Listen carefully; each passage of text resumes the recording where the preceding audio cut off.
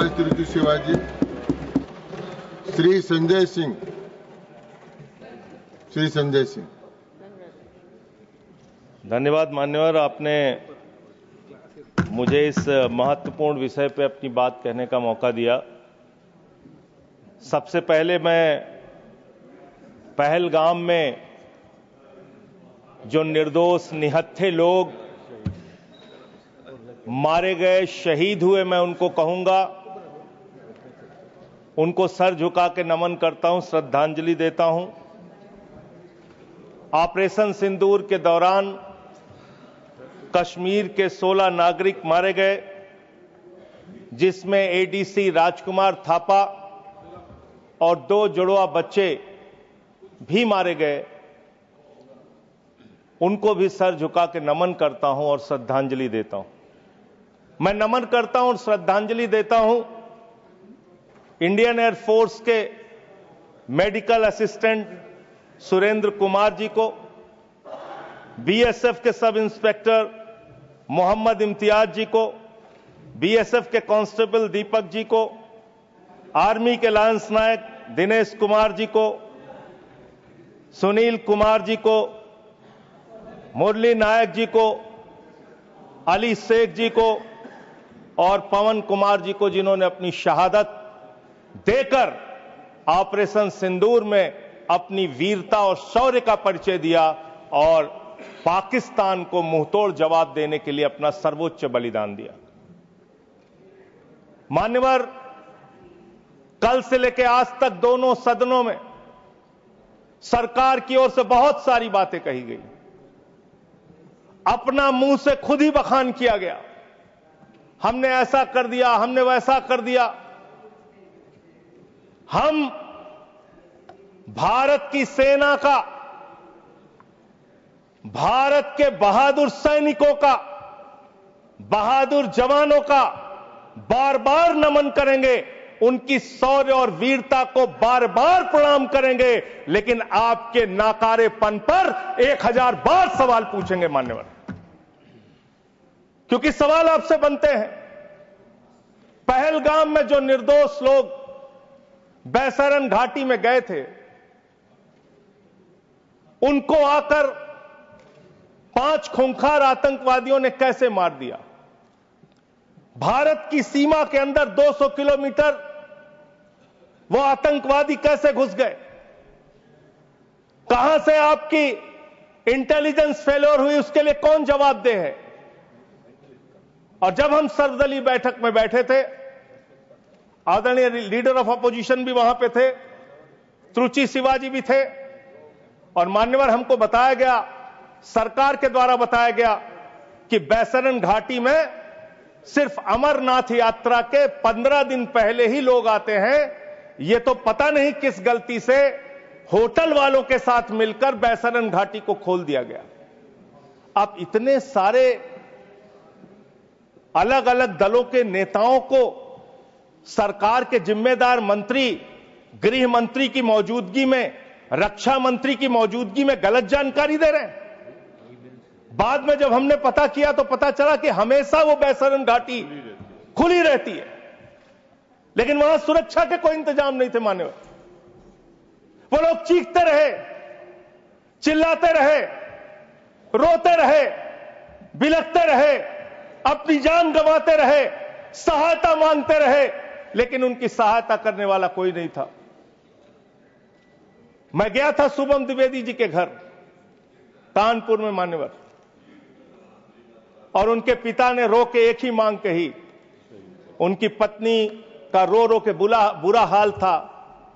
उनके परिवार के लोगों ने, उनके पिताजी ने रो रो के एक ही बात कही, हमारे बेटे ने देश के लिए अपनी शहादत दी है। जो लोग इसमें मारे गए हैं, सरकार हमें क्या मदद देती है उससे हमें लेना देना नहीं, कम से कम हमको शहीद का दर्जा दिया। ये उनकी पीड़ा थी, उनकी मांग थी। मैं आपके माध्यम से सरकार तक उनकी भावनाएं पहुंचाना चाहता हूं मान्यवर। बताया गया कि जब यह घटना हुई उसके बाद देश के गृह मंत्री वहां जाते हैं। देश के गृह मंत्री ने जाके वहां प्रेस कॉन्फ्रेंस किया, अपनी बात कही। उसके बाद प्रधानमंत्री को इसकी सूचना मिलती है। प्रधानमंत्री जी अपना कार्यक्रम छोड़ के भाग के आते सऊदी अरबिया से। पूरा देश इंतजार कर रहा था कि प्रधानमंत्री जी आ रहे हैं। प्रधानमंत्री जी निश्चित पहलगाम जाएंगे। प्रधानमंत्री जी पहलगाम नहीं गए मान्यवर। प्रधानमंत्री जी 24 अप्रैल को बिहार में चुनाव प्रचार गए। प्रधानमंत्री जी 1 मई को महाराष्ट्र, केरला और आंध्र प्रदेश में उद्घाटन करने के लिए गए। प्रधानमंत्री जी फिल्मी सितारों को संबोधित करने गए, फिल्मी सितारों को संबोधित करने गए, लेकिन जो लोग पहलगाम में मारे गए थे उनकी पीड़ा, उनका हाल, उनका दुख, उनकी तकलीफ जानने के लिए नहीं गए। मान्यवर, यहां कहा गया सेना के शौर्य को, बहादुरी को नमन कीजिए। हम करेंगे, बार बार करेंगे, लेकिन आपने सेना के लिए क्या किया? जया बच्चन जी कह रही क्या हैं, यह देश जानना नहीं चाहता? जया बच्चन जी कह रही हैं कि आप गलत बोल रहे हो। कौन कह रहा है? जया बच्चन जी। आपने उतनी दूर से नहीं सुना होगा मान्यवर, आपने सुना नहीं होगा। आप सुन लीजिए मान्यवर, आप सुन लीजिए, कृपया सुन लीजिए मान्यवर। तो फिल्मी सितारे जो आपने कहा ना, वो जिस तरह से आपने कहा कुछ डेरोगेटरी लगा, यही मेरा ऑब्जेक्शन। मान्यवर, नहीं, मैं ये नहीं कह रहा हूं कि फिल्मी सितारों को आपने संबोधित किया या किसी आप कार्यक्रम में गए, लेकिन आपकी पहली प्राथमिकता भारत के प्रधानमंत्री के तौर पे क्या थी? सवाल यह है कि पहली प्राथमिकता आपकी क्या थी? पहली प्राथमिकता थी देश में आते, बिहार का चुनाव छोड़ते, पहले आप पहलगाम जाते। पहले आप उस घटना स्थल पे जाते। हमारा सवाल यह है, अभी त्रुचि शिवाजी बहुत दुखी थे, कह रहे थे प्रधानमंत्री कहां हैं, सदन में क्यों नहीं आए, प्रधानमंत्री कहां हैं, प्रधानमंत्री कहां हैं? अरे शिवाजी, वो अवतार है, इंसान नहीं है। वो अवतार है, कृपया भगवान है, अदृश्य। इधर देखें, अदृश्य नहीं, कल तमिलनाडु में ही थे अभी सर, सर ये बड़े परेशान है कि प्रधानमंत्री जी सदन में नहीं आए। प्रधानमंत्री जी अवतार हैं, वो अदृश्य रह के भी कहीं मौजूद हो सकते हैं। उनको आना नहीं होता शारीरिक रूप से, वो प्रकट हो जाते हैं, प्रकट हो जाते हैं। नॉन बायोलॉजिकल है सर वो, तो इसलिए प्रधानमंत्री कभी नहीं आते ऐसे मसलों पे। 18 घंटे काम करते हैं प्रधानमंत्री, लेकिन इतने गंभीर विषय पे दोनों सदनों के अंदर चर्चा हो रही है। 18 घंटे काम करने वाला प्रधानमंत्री 2 घंटे भी दोनों सदनों में क्यों नहीं है? यह सवाल हम लोग पूछना चाहते हैं। आपको इसका महत्व नहीं नजर आता? आपको कह रहे हैं आपकी बात सुनने के लिए नहीं आना चाहते, राजनाथ सिंह की बात सुनने आ जाते। ये लोग भी बकवास करते हैं। हम लोग जब बोले मत सुनो, भेज दो वापस, कम से कम अपने लोगों की तो सुनने आ जाओ। बकवास वो भी सुनने नहीं आते, बकवास बोला सर, बकवास सब नहीं, उन्होंने बोला हट जाएगा दोनों। जैसे आप उनका सुन ले वैसे मैंने उनका सुन लिया, मैंने उनका सुन लिया। तो आपके मंत्री यहां बकवास करते हैं? आपके माननीय मंत्री, सांसद, नेता जो आते हैं यहां बकवास सब मत बोलिएगा, आप चेयर ने मना कर दिया। चलो मान्यवर, ये सेना के सम्मान की बात हो रही है। आपने कितना सेना का सम्मान किया? 3 साल तक भारत के सेना की भर्ती बंद रही मान्यवर, और उन 3 सालों में भर्ती बंद होने के कारण 1,80,000 सेना की तादाद को कम किया गया। उसके लिए आप जिम्मेदार हैं। बार बार आपसे सवाल पूछा जाएगा और आपकी आलोचना होनी चाहिए।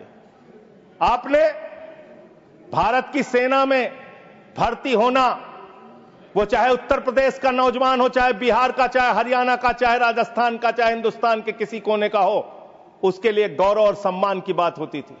सुबह 4 बजे उठ के दौड़ लगाता था, मेहनत करता था। उसकी मां दूध पिला के तैयार करती थी अपने बेटे को कि कभी जरूरत पड़ेगी तो अपने प्राणों की आहुति देके भारत माता की रक्षा करेगा। ये आपने उस जगह पे 4 साल की नौकरी कर दी। आप सेना के सम्मान की बात करते हैं। आपके पास सब कुछ के लिए पैसा है, अपने दोस्तों के ऊपर लुटाने के लिए लाखों हजारों करोड़ रुपए है, लेकिन सेना के जवान को आपने अग्निवीर बना के 4 साल की योजना में उनको जवान बना दिया। उनके लिए तनख्वाह देने के लिए पैसा नहीं है आपके पास।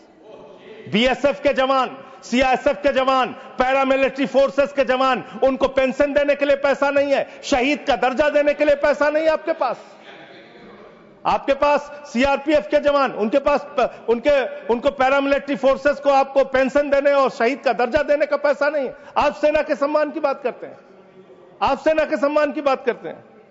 मान्यवर, सबसे बड़ा दुख इस बात का हुआ, कल से कहा जा रहा है नहीं, हमने अपने आप सीज फायर डिक्लेयर किया, हमने अपने आप सीज फायर डिक्लेयर किया, इसमें किसी तीसरे देश का हस्तक्षेप नहीं है। आजादी के बाद से लेकर आज तक भारत का स्टैंड एक ही रहा है, हम पाकिस्तान के मामले में किसी भी तीसरे देश की मध्यस्थता नहीं मानते। अगर उस बात के साथ किसी ने धोखा किया है, किसी ने विश्वासघात किया है, तो उसका नाम है भारत के प्रधानमंत्री नरेंद्र मोदी। मैं इस सदन के अंदर कहना चाहता हूं, आपने उस भावना के साथ विश्वासघात किया है। मानवर, अमेरिका की मध्यस्थता आपने स्वीकार की, और मैं इसलिए चंद लाइनें आपके लिए कहना चाहूंगा कि तू इधर उधर की ना बात कर, तू उधर उधर की। आप ही का चेहरा आ रहा है सर, थोड़ा निर्देश दे दीजिए, आप ही को दिखाए जा रहे हैं बार बार। तू इधर उधर की ना बात कर, ये बता कि काफिला क्यों लूटा। मुझे रहजनों से गिला तो है, लेकिन तेरी रहबरी पर सवाल है, आपकी रहबरी पर, आपके नेतृत्व पर सवाल है, और यह सवाल बार बार पूछा जाएगा।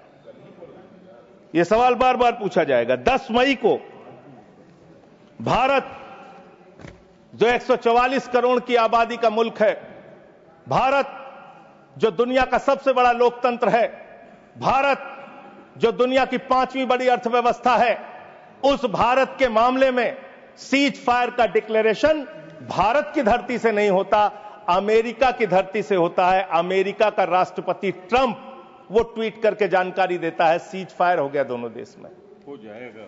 हमारी सेनाएं लड़ रही हैं, हमारी सेनाएं मैदान में हैं, और अमेरिका का राष्ट्रपति कह रहा है सीज फायर हो गया। क्या लिख रहा है वो अमेरिका का राष्ट्रपति? After a long night of talks mediated by United States, I am pleased to announce that India and Pakistan have agreed to a full and immediate ceasefire. Congratulations to both countries on using common sense and great intelligence. Thank you for attention to this matter.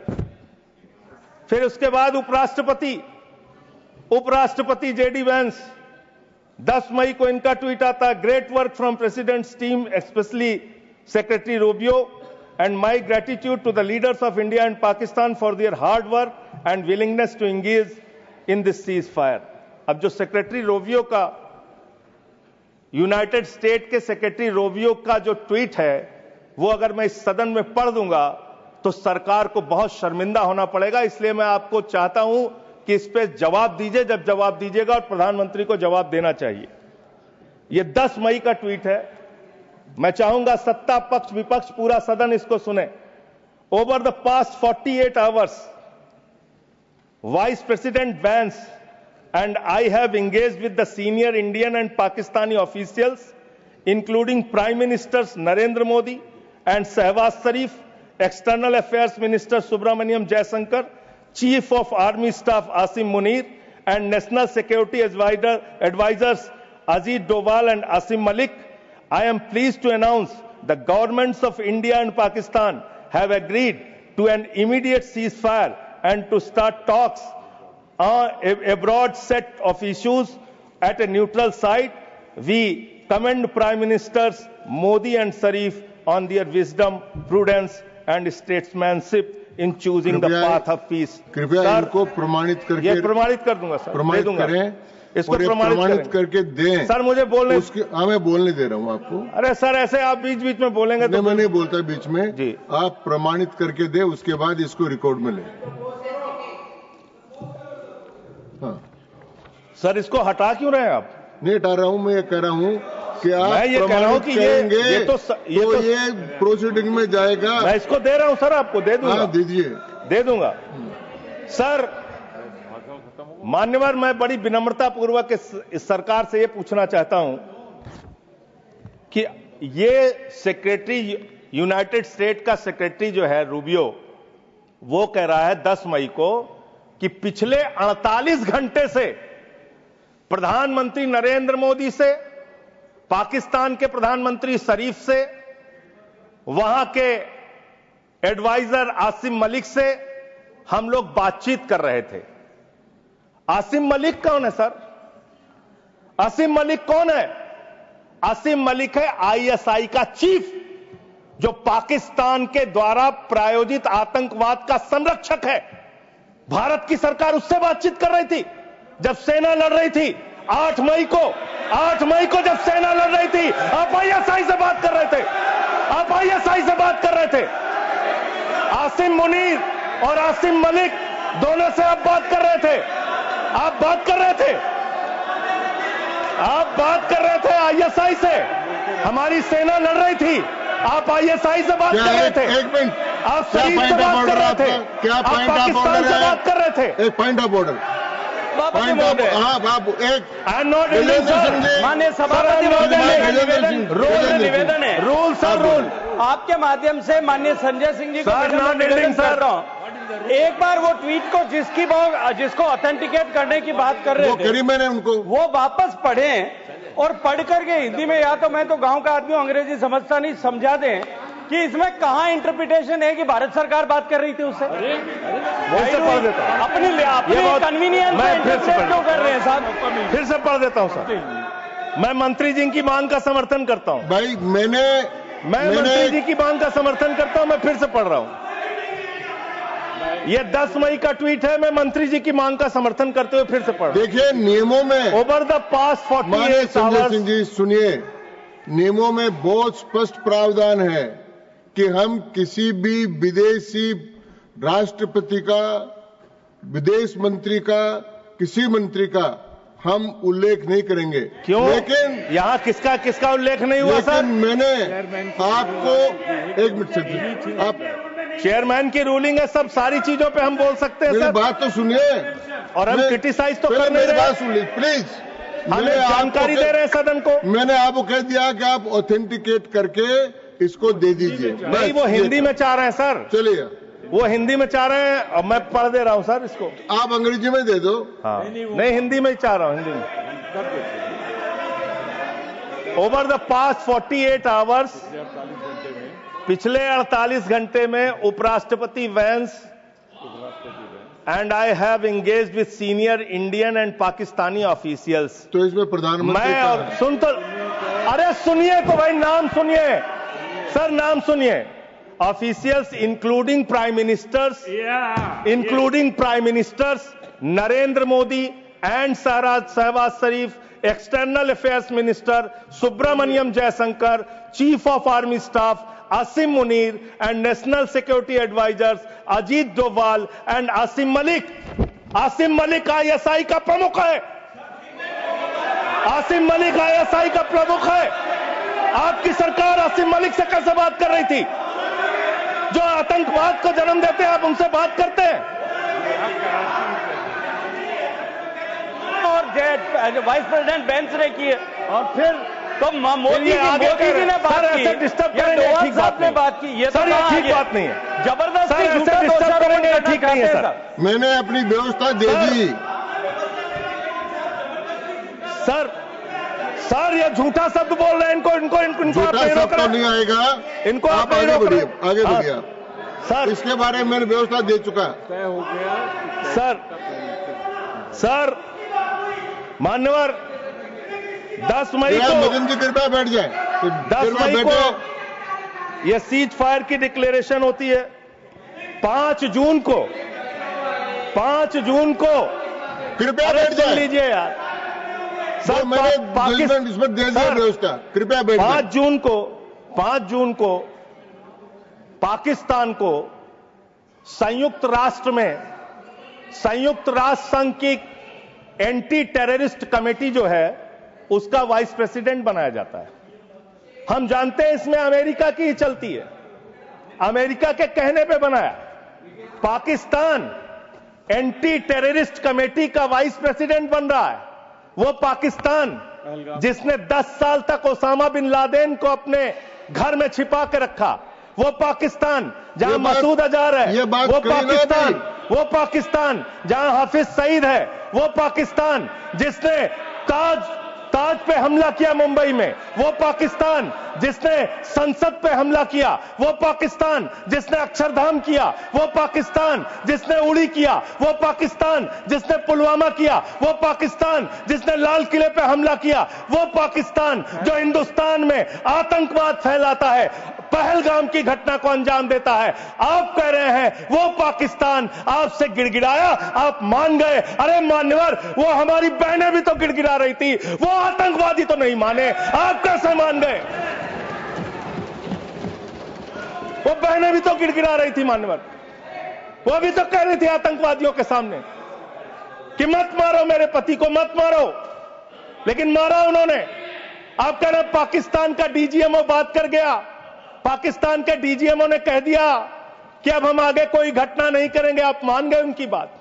जिन्होंने संसद पे हमला किया, जिन्होंने लाल किले पे हमला किया, जिन्होंने मुंबई के ताज पे हमला किया, जिन्होंने अक्षरधाम पे हमला किया, जिन्होंने पहलगाम किया, जिन्होंने उड़ी किया, आप उनकी बात मान गए? पुलवामा किया, और पुलवामा मान्यवर आप सेना के सम्मान की बात करते हैं मान्यवर। 19 जून को अमेरिका ट्रंप के लिए प्रचार करने मैं नहीं गया था मान्यवर, ट्रंप के लिए प्रचार करने महामानव गए थे, मैं नहीं गया था। अब की बार ट्रंप सरकार उन्होंने नारा दिया था मान्यवर। और ये 19 जून को क्या किया? उस ट्रंप ने 19 जून को क्या किया? 19 जून को उसने आसिम मुनीर को बुलाया, पाकिस्तान का आर्मी चीफ, उसको बुलाया सेना का, और उसको बुला के बंद कमरे में लंच कराया। लंच कराने के बाद नहारी खिलाया, हो सकता है नहारी खिलाया हो। और लंच कराने के बाद जब दोनों लोग निकले तो उस लंच में पता चला कि वो आसिम मलिक भी था, आईएसआई का प्रमुख जो था सर, वो भी था बातचीत में। जो इंडिया के अंदर जो आईएसआई आतंकवाद की घटनाएं देता है, जब को अंजाम देता है, वो भी था। तो जब उससे पूछा गया ट्रंप से what he wanted to achieve from meeting mister Munir, the US president said, well I stop the war, I love Pakistan, I love Pakistan. ये ट्रंप बोल रहा है। मोदी का दोस्त, सर बार बार आप ही आ जा रहे हैं, मना कर दीजिए, ऐसे क्यों कर रहे हैं? बार बार आप ही आ रहे हैं। आई लव पाकिस्तान, ऐसे स्ट्रेटेजिक खेल मत खेलिए सर। आई लव पाकिस्तान कह रहा है ट्रंप। वहां पाकिस्तान और अमेरिका का इलू इलू चल रहा है, और आप कह रहे हैं अब की बार ट्रंप सरकार। आप कह रहे हैं 14 फरवरी को जाके, 14 फरवरी 2025 को प्रधानमंत्री जी गए थे, मागा plus मीगा becomes mega partnership for prosperity. आप कह रहे हैं मोदी जी 14 फरवरी को गए थे। 14 फरवरी 2025 को जब आप गए थे तो 7 फरवरी को वही अमेरिका हमारे भारतीयों को बेड़ी में बांध के अमृतसर में उतारा था सर। आप यहां उतरे और आपने आपत्ति नहीं की। आप कह रहे हैं मेगा मीगा मागा, वहां कर रहे हैं मेगा मीगा मागा, मेगा मीगा मागा, और वो अमेरिका आपके साथ ऐसे विश्वासघात कर रहा है। अभी उसके बाद ये तो आई लव पाकिस्तान बोला, फिर उसके बाद डिप्टी पीएम पाकिस्तान का उप प्रधानमंत्री गया 25 जुलाई को, उसने यूएस सेक्रेटरी से मुलाकात की, रूबियो से, मार्को रूबियो से, और उसके बाद ये लास्ट की लाइन खाली पढ़ रहा हूं, I also thanked him for Pakistan partnership in countering terrorism and preserving regional stability। ये धन्यवाद कर रहा है अमेरिका का मार्को रूबियो सेक्रेटरी कह रहा है कि पाकिस्तान को हम धन्यवाद देते हैं आतंकवाद से लड़ने के लिए। तो मुझे एक लाइन याद आ रही है, खुलूस मतलब होता है मोहब्बत। प्रधानमंत्री जी के लिए और अमेरिका के राष्ट्रपति के लिए एक लाइन में पढ़ना चाहूंगा। प्रधानमंत्री तो फिदा है उनके ऊपर, ट्रंप के ऊपर, तो प्रधानमंत्री की ओर से ट्रंप के लिए लाइन है कि तेरे खुलूस ने रखा मुझे अंधेरे में, तेरे खुलूस ने रखा मुझे अंधेरे में, तेरा फरेब मुझे रोशनी में ले आया, तेरा फरेब मुझे रोशनी में ले आया। ये फरेब पे फरेब, फरेब पे फरेब, धोखे पे धोखा, ये लगातार हो रहा है। मान्यवर, अब मैं एक बहुत ही महत्वपूर्ण बात आपके सामने रखना चाहूंगा। हमारी सरकार ने कहा हम अपने वीर जवानों के लिए ताली बजाएं, हमने ताली बजाया। हम उनका नमन करें, हमने नमन किया। आपने क्या किया? भारत के सेना की बहादुर बेटी कर्नल सोफिया कुरैशी के लिए आपका बीजेपी सरकार का मध्य प्रदेश का मंत्री कहता है वो आतंकवादियों की बहन है। और यही नहीं मान्यवर, बात यहां तक नहीं रुकती। कर्नल सोफिया कुरैशी को कहा आतंकवादी की बहन है। भारत के विदेश सचिव विक्रम मिस्री जी, उनकी बेटी के लिए सोशल मीडिया पे इतनी ज्यादा आपत्तिजनक बातें लिखी गई, सरकार ने कोई कार्रवाई नहीं की और विदेश सचिव को अपना ट्विटर का अकाउंट लॉक करना पड़ा। अब अपने लोगों को सुरक्षा नहीं दे पाते, अब अपने लोगों को सुरक्षा नहीं दे पाते। और इतना ही नहीं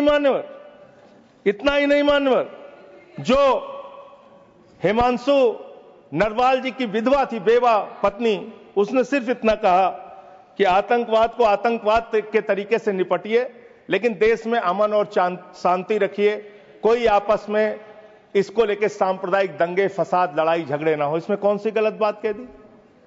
आप तो खाली ताक में रहते हैं हर मौके का फायदा उठाने के लिए। पहलगाम की घटना हुई मान्यवर, हम लोग श्रद्धांजलि अर्पित कर रहे थे और भारतीय जनता पार्टी के ट्विटर हैंडल से, मैं पूरी जिम्मेदारी से कह रहा हूं, अगर मैं गलत कह रहा हूं तो राष्ट्रीय अध्यक्ष जी यहां बैठे हैं बीजेपी के, मना कर देंगे। उन्होंने क्या पहला ट्वीट क्या आया? धर्म पूछा जाति नहीं, धर्म पूछा जाति नहीं। और जो कथावाचक मारे जा रहे हैं हमारे उत्तर प्रदेश में, वहां तो जाति पूछ के मार रहे हैं, जाति पूछ के मार रहे हैं, मंदिरों में घुसने नहीं दे रहे हैं, जाति पूछ के मार रहे हैं।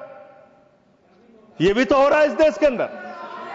इसलिए आप विषय पर बोलिए। माननीय सर, बोल रहा हूं सर, नहीं विषय नहीं, ये विषय लिखा है ना, ये विषय है सर, ये विषय नहीं है। हाँ, आप विषय पर बोलिए सर, विषय यही है। नरवाल और आप एक बात मैं कह सकता हूं सर, विदेश सचिव का नाम नहीं लिखे, मंत्रालय का नाम लिखे। ये काहे के लिए? ये है सर, हम ऑफिसर्स। अच्छा चलिए ठीक, जो आपको ठीक लगे सर, जैसे आपने। ऑफिसर्स का नाम नहीं ले सकते। नो, चलिए सर, नो सर, वैसे मैं एक बात कह सकता हूं और सरकार को इसको ध्यान देना चाहिए सर। मैं बड़ी गंभीरता से इस बात को कह रहा हूं।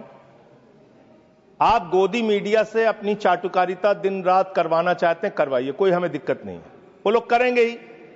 लेकिन जब युद्ध का समय है, लड़ाई का वक्त है, इतने गंभीर समय में है, ऐसे समय में आप ऐसे समय में झूठी खबरें वहां पे चलवा रहे हैं, झूठी खबरें चलवा रहे हैं। लाहौर में घुस गए, इस्लामाबाद में घुस गए, यहां कराची में कब्जा हो गया, रावलपिंडी में कब्जा हो गया। अरे भाई, ऐसे वक्त में हमारी सेनाएं लड़ रही होती हैं, उनको सही जानकारी सारी चीजों की होती है, परिस्थितियों का। आप उनके जीवन को संकट में डाल रहे हैं। कौन कहां लड़ रहा है, किस पोजीशन पे है, आप दुनिया भर की जो भी मनोरा खबरें चलाए जा रहे हैं मीडिया पे, तो इस पर भी रोक लगनी चाहिए। तीसरी बात, यहां पे चाइना की भी बात हुई। चाइना ने पूरी तरीके से पाकिस्तान का साथ दिया, पूरी तरीके से मिसाइल दिया, लड़ाई में हर तरीके से उनका साथ दिया, हर तरीके से पाकिस्तान का साथ देने का काम चीन ने किया। हर तरीके से पाकिस्तान का साथ देने का काम अमेरिका ने किया। और आप क्या कर रहे हैं चीन के साथ? मैंने कल देखा, मैंने सोचा मान्यवर कि चलिए इसी को देखते हैं। गलवान घाटी में जब हमारे जवान शहीद हुए, उसके बाद हमने चीन से अपने कैसे रिश्ते किए, आपने क्या किया, यह पूरे देश को जानना चाहिए और खास तौर से आपके समर्थकों को। 2020 के घटना के बाद गलवान घाटी में जब हमारे जवान शहीद हुए, उसके बाद आपने 4,83,033 करोड़ रुपए का आयात चीन से किया। 2021-22 में आपने 7,10,148 करोड़ रुपए का व्यापार चीन से किया, आयात चीन से किया। 2022-23 में 8,03,533 करोड़ का आयात चीन से किया। 2023-24 में 8,38,442 करोड़ रुपए का आयात चीन से किया। 2024-25 में 9,41,718 करोड़ रुपए का आयात चीन से किया। आप चीन को लाखों करोड़, 37 लाख करोड़ रुपए पिछले 5 सालों में आपने 37 लाख करोड़ रुपए का सामान चीन से भारत में आयात किया। आप चीन को रुपया पे रुपया लाखों करोड़ कमा रहे हैं। माननीय सदस्य, आप हर एक चीज में रोकेंगे सर। इसमें मैं तो ये आंकड़ा बिल्कुल ये रिलेवेंट नहीं है। आप ये रिलेवेंट है, मैं बता रहा हूं सर मैं बता रहा हूं सर, इसको लीजिए आप सर। ये एम्बेसी ऑफ इंडिया बीजिंग, ये एम्बेसी ऑफ इंडिया भारत की एम्बेसी का ये डाटा है और वेबसाइट पे आप जा सकते हैं, चेक करा सकते हैं। ये वहां से मिला डाटा। ये 37 लाख करोड़ रुपए का आपने उनको व्यापार दिया, उनसे वहां से सामान आयात कर रहे हैं। आप चीन को लाखों करोड़ रुपए का व्यापार दे रहे हैं और चीन पाकिस्तान को मिसाइल दे रहा है। ये आपका समझौता है, ये आपका समझौता है। आप उस चीन के राष्ट्रपति को झूला झुलाते हैं और ये हमारे साथ चीन कर रहा है, ये हमारे साथ चीन कर रहा है। ये इस देश को जानना जरूरी है। पाकिस्तान को कर्जा मिलता है IMF से, वर्ल्ड बैंक से, और ये कर्जा मिलता है लगभग 3 लाख करोड़ रुपए का कर्जा उनका सैंक्शन हो चुका है, मिल जाएगा। और काफी विरोध भी किया सरकार ने, लेकिन माने नहीं वो लोग, माने नहीं। लड़ाई के समय में उनका कर्जा सैंक्शन हो रहा है और वो पैसा कहां लगेगा? आतंकवाद को बढ़ावा देने में, आतंकवाद को फैलाने में। और अंत में बस मैं सिर्फ एक रिपोर्ट पढ़ के अपनी बात को खत्म करूंगा। हिंदुस्तान में आतंकवाद बढ़ कैसे रहा है, सोर्स पहले ही बता देता हूं। क्वेश्चन नंबर 2802 लोकसभा, दिनांक 18 मार्च 2025। भारत की सरकार का जवाब है, मेरा जवाब नहीं है।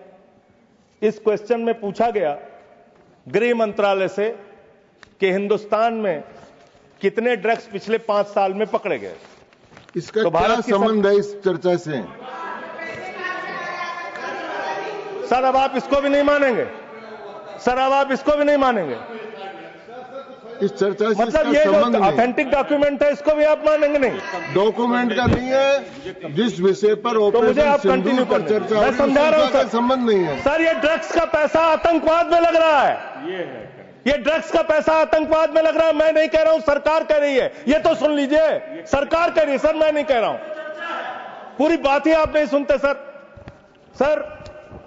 पूछा गया पिछले 5 साल में कहां कितना मिला, तो बताया कि एक अडानी का पोर्ट है मुंड्रा में, वहां 260 करोड़ रुपए की ड्रग्स पकड़ी गई। फिर बताया अडानी का पोर्ट, ये तारीख है 26 मई 2022। फिर एक अडानी के पोर्ट पे ही 11/7 बता रहा हूं संबंध भैया, अगर नहीं संबंध बताऊंगा तो मुझे मेरी राज्यसभा से सदस्यता खत्म कर देना। मैं कह रहा हूं आप इधर ही करो जी, उधर किस लिए कर रहे हो? हाँ, तो ऐसे टिक्का टिप्पणी ना करें।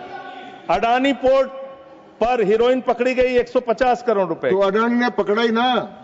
अरे सुन तो लीजिए सर, सुन ले। काहे अडानी का नाम सुन के काहे ऐसे विचलित हो जाते हैं सब लोग? अडानी का नाम सुन के क्यों ऐसे विचलित हो जाते हैं अडानी का नाम सुन के सर? और ये जो पकड़ा गया तो जिसमें जो लोग गिरफ्तार हुए, इसका भारत की सरकार ने अपोज किया, करना भी चाहिए। एनआईए ने किया, संजय सिंह ने नहीं किया, एनआईए ने करना चाहिए, किया इन्होंने। और जब विरोध किया तो एएसजी महोदय ने सुप्रीम कोर्ट में कहा, एनआईए ने सुप्रीम कोर्ट में कहा, अडानी के पोर्ट से 21,000 करोड़ रुपए की ड्रग्स पकड़ी गई है जो आतंकवाद में लगती है। यह है सर, यह सारा पेपर मैं आपको दे रहा हूं। इस देश के अंदर पाकिस्तान से, अफगानिस्तान से हजारों करोड़ का ड्रग्स आएगा और इसी देश में आतंकवाद फैलाया जाएगा, अडानी के पोर्ट पर पकड़ा जाएगा। अडानी कौन है? भारत के प्रधानमंत्री का सबसे करीबी व्यक्ति है। यह सवाल देश पूछना चाहता है, आप क्या करा रहे हैं देश के अंदर? इन ड्रग्स वाले मामले में जो पकड़े गए हैं, इस पर क्या कार्रवाई हुई है, जानना चाहता है देश। समाप्त हुआ माननीय सदस्य। मान्यवर, अभी बहुत समय है सर, 35 मिनट समय है। 35 मान्यवर, 35 मिनट समय। मान्यवर, मैं अंत में एक ही बात कहना चाहता हूं। आपने कहा कि इस मामले में राजनीति नहीं होनी चाहिए। राजनीति करता कौन है?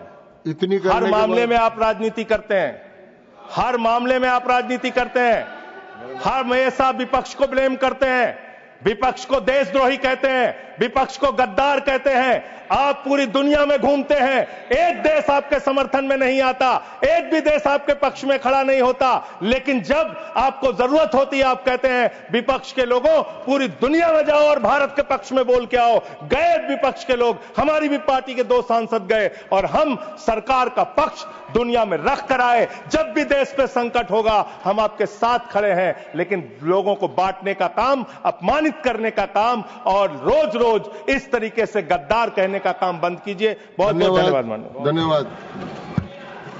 श्री येरम वेंकट सुब्बा रेड्डी। श्री येरम वेंकट सुब्बा रेड्डी।